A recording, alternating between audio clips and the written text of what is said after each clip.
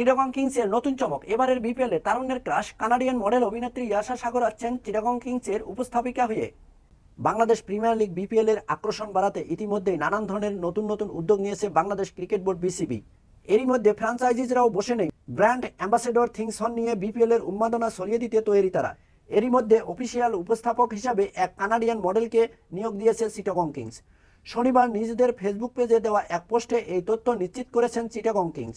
সেখানে তারা জানায়, কানাডার মডেল অভিনেত্রী, ফিটনেস ইনফ্লুয়েন্সার ও ক্রিকেট প্রেজেন্টার ইয়াশা সাগরকে আসন্ন বিপিএল চট্টগ্রাম কিংসের অফিসিয়ালি হোস্ট অর্থাৎ উপস্থাপিকা হিসাবে নিয়োগ দেওয়া হয়েছে।